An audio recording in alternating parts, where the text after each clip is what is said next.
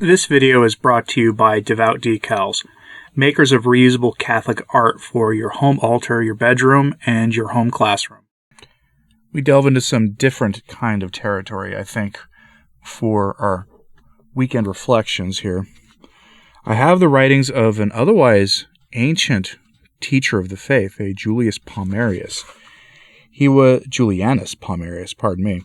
He was a writer of some note who helped preserve the writings of St. Augustine in Western Europe. And his writings were often largely forgotten and misattributed to others up until the Renaissance, when the scholarship began to really reclaim his authorship for himself. And I have for you some of his works on the contemplative life, which we should put serious thought into for ourselves. Do we spend enough time in contemplative prayer? Do we spend enough time thinking about the most important things in our lives of faith? Probably not. So we begin this journey, I think, in the time after Pentecost as we sail through the summer months and into the fall months, knowing full well that Advent is not that far away, not really, in the grand scheme of things, and before Advent, it will soon be upon us some of the summer and fall fasting times, that we should really consider the contemplative life in all of this. So let us begin working our way through an ancient text called The Contemplative Life by Julianus Pomerius, on what the contemplative life is by Julianus Pomerius.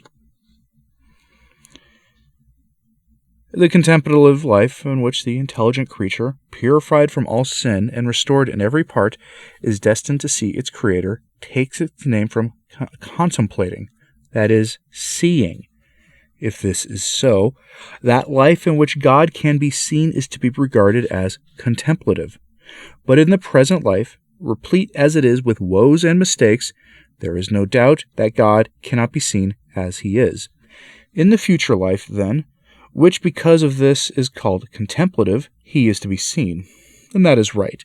For if to see God is supreme solid happiness, and if supreme happiness is regarded as the reward of the blessed, and if rewards are not given to those still fighting, but will be given after the triumph to those who have conquered, who does not understand that all the saints will see God in that everlasting life where they will rejoice without end?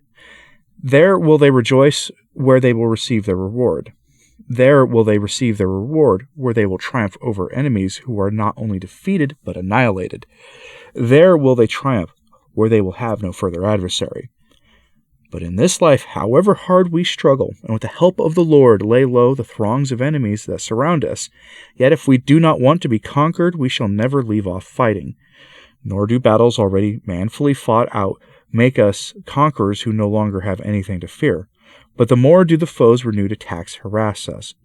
And so, since according to the saying of Holy Scripture, all human life is a trial upon earth, then will the trial end when the fight also ends. Then will the fight end when after this life certain victory follows the fight, so that all soldiers of Christ, who to the end of their present life, aided from on high, untiringly resist their enemies, may, when their wearisome journey in foreign parts has at last ended, reign happy in their homeland. Their human nature will be so restored and so healed of every single infirmity that no sin will remain in it, nor will it any longer be able to sin. All this will be its reward, once it has been made partaker of the contemplative life. It will behold without satiety the author of its happiness, rejoice in Him, obtain from Him that for what it has hoped, and remain forever in the state it has attained by holy living. On the nature of this future life. But now what shall I say of the nature of that future life, which one ought rather to believe in than speak of? And yet, so far as I can speak, I should not remain silent merely because I cannot say as much as I wish. Certainly because we believe God to be ineffable, we must not therefore refrain from saying what we can of Him. So too speak of that life we should, though much more is believed than is put down in writing.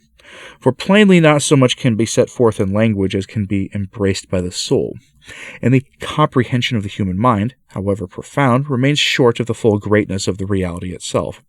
The future life, then, is believed to be happily everlasting, and everlastingly happy, where there is true security, secure tranquility, tranquil happiness, happy eternity, eternal happiness, where there is perfect love, no fear, everlasting day, a blissful freedom of movement, and one spirit and all secure in the contemplation of their God, and in their abiding with him, where that city which is the blessed assembly of holy angels and men shines bright with splendid reward, where everlasting salvation abounds and truth reigns, where no one deceives or is deceived, whence none of the blessed is cast out, and whither no evil one is admitted. And this also will happen, we believe, by the just judgment of God, whereby not only in recompense, but also in location, the just are separated from the unjust everlastingly.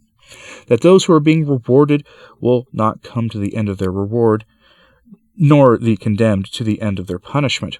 For incorruptibility and immortality will be given also to the bodies of the condemned, in order that they may not come to the end of a punishment that is eternal, and that their penalty which is endless may not consume them, but punish them. So too the bodies of the just will be endowed with blessed incorruptibility and immortality, that they may abide in glory, and that everlasting glory may abide in them.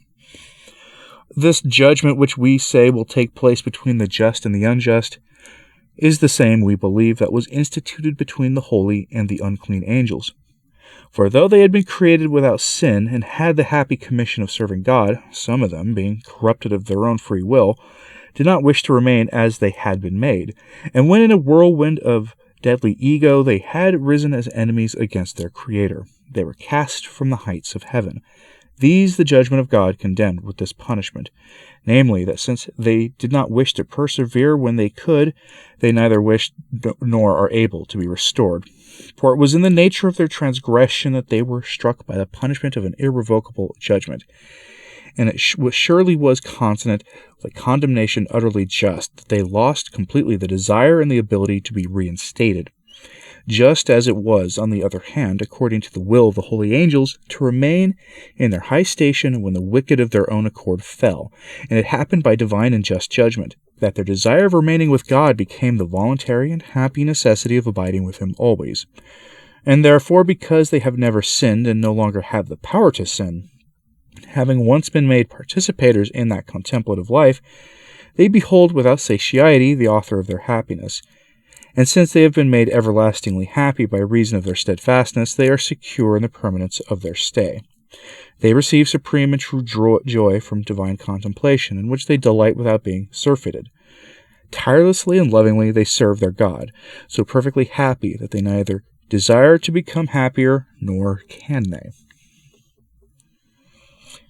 And that was the first 3 chapters of the work of Julianus Pomerius.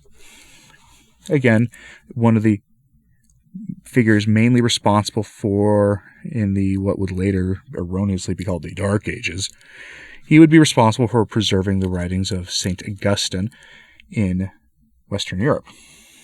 Something we should all be very thankful that he did. I think you get an interesting look there at what salvation is and what the fall of the angels was. And we will continue here in the next month, I think, with what the saints are and what the life of the saints is really, truly like. I'm curious what you thought of this, though. So let me know in the comments, please, and like and subscribe if you haven't. It certainly helps, as does sharing this on social media. That helps a lot, too. As always, pray for the church. I'm Anthony Stine. Ave Maria.